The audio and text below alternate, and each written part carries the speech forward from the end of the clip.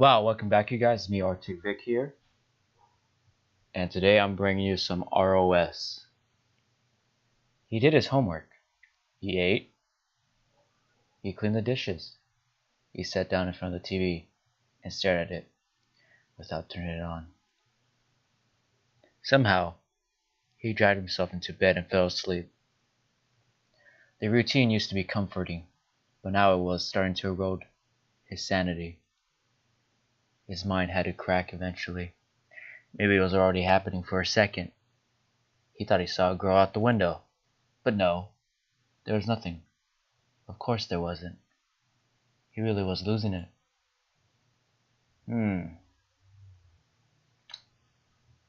Another day. He had to face it somehow. It seemed impossible until the moment he finally stumbled into class. School was the usual mindless buzz. There was a job fair announced in third period, as if that meant anything at all. Almost everyone in their school would either go to work for Geotech, move away, or stay in town and become unemployed. John wondered which one of those would happen to him, but from a distance, as if he was thinking about some person he barely knew. His grades were good enough to get into Geotech, but the process was so competitive. No, he didn't have the energy for that. He couldn't imagine moving away, looking for a job in the strange city. Most mornings, comma, or most mornings the most he could imagine was surviving the day. But his father wouldn't support him, and his mother didn't want him. Once he graduated, there'd be no way he could stay with either of them. What would happen to him then? Would he just become homeless? Sit there in the street begging for change until one night he froze to death? Maybe that was all he deserved. ... John, are you alright? Sorry, sir, I'm paying attention, honestly. I didn't ask that. I asked if you were alright. I'm fine. Well, to be sure, talk to the counselor if you're feeling bad, alright? We're lucky to have someone like Mrs. Smith with us. ... He had to keep it together. He remembered the lessons, but if people were starting to think something was wrong, his control was slipping. He had enough time to visit his locker in between periods. There was more Paxton there. He still had an extra dose left for the day. His locker was at the bottom row, so he always had to bend down, and there was a piece of paper sitting in the middle of his locker. Cheer up. That was all it said. Nothing on the backside, no other clues.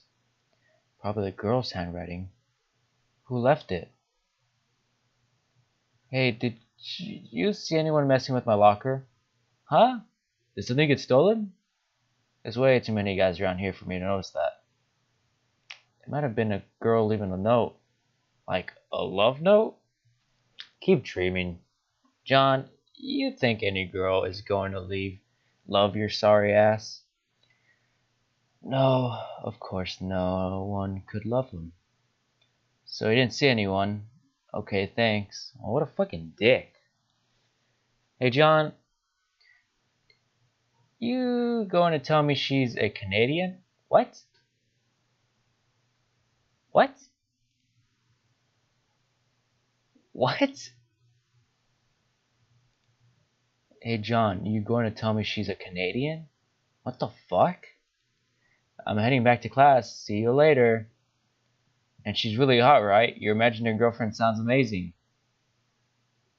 Okay, what an asshole. John knew he should probably just take some more Paxton and head back to class. Yet, he was still holding onto the paper.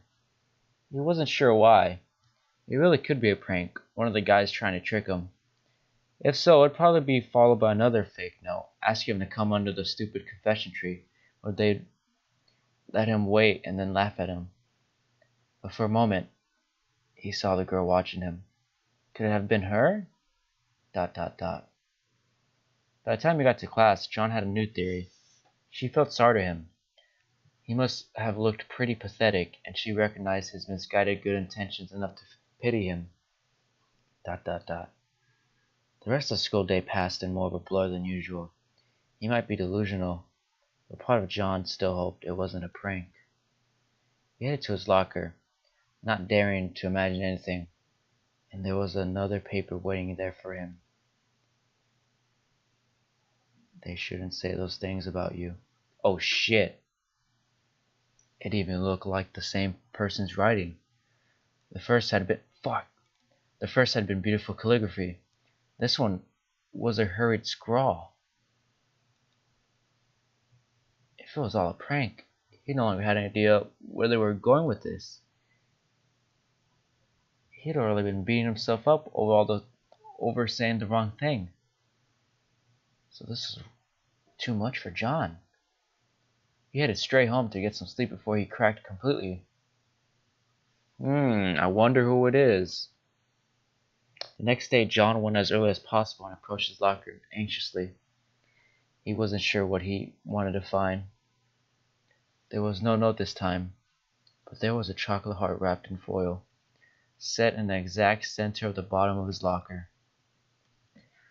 John stared at it for a while, then slipped into his pocket and headed to class, even though he knew he would be far too early. There was no way he could eat it. If it really was a prank, they might have slipped a laxative or something inside of it.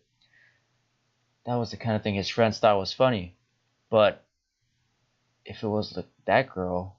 It didn't matter now. What mattered was that person clearly knew his locker combination and could get in whenever they wanted. That could be a real problem. He knew he should come up with a solution before tomorrow, but what? Ooh. Oh man. No, not skip mode. How do I... Yeah, there you go. I gotta save. Holy shit. Tell the teacher. Tell Mrs. Smith. Try to keep watch on locker. Replace the lock or leave a note. How about we leave a note? John cut a small sheet of paper from one of his notebooks, wrote "Thanks" on the inside, and set it in his locker. If it was a prank, they ought to throw the pranksters off, and if it was someone who meant well, hopefully they just take it as a normal gratitude. He headed home and, once his homework was done, quickly fell asleep. The next morning, he thought he spotted someone outside his window, but there was no one. This music's fucking creepy.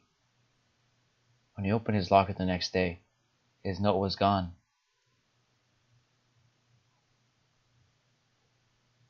Making an effort to set the mystery of the locker aside, John went with his friends to the rooftop for lunch. They spread out on one side, enjoying the sight of the trees below. Midway through the meaningless conversation, John noticed that Lizzie was watching him from that far side of the roof. Her gaze was even more intense than before, so he uncomfortably tried to ignore her and focus on the conversation. Looks like the confession tree is in full bloom, huh? You really believe those stories? True love and all that? It works, man. I've got a buddy who just graduated. He swears he got so much pussy confessing under it. But if he kept doing it, then it's not true love, is it? Come on, people have been confessing there for years. You seriously think everyone would confess under that tree if it did nothing? Nah, man, I think it's a tree of lust. It doesn't guarantee true love, just getting laid. If that was true, way more guys would be into it. But it's mostly girls from what I've seen. What do you think, John? I don't know. Aw, don't be that way. You dream of girls confess to you under that tree, don't you? Yeah, like that crazy stalker chick. It'd make your heart go a-flutter if she confessed, wouldn't it? That tree is magic, man, I'm telling you. Even a sad psych like you could get lucky if you confess there. Don't be stupid, it's just a tree. Well, someone has their panties in a twist, am I right? I'm telling you, everyone goes there too. Only because people like you keep telling these stories. There's nothing magic about that tree. People just believe it's special because everyone else says it is. Girls think the tree is romantic, so of course they're more likely to agree there, and guys would have to turn someone down in front of an audience. That's all it is. Shit, man. What's wrong with you today? Dot dot dot.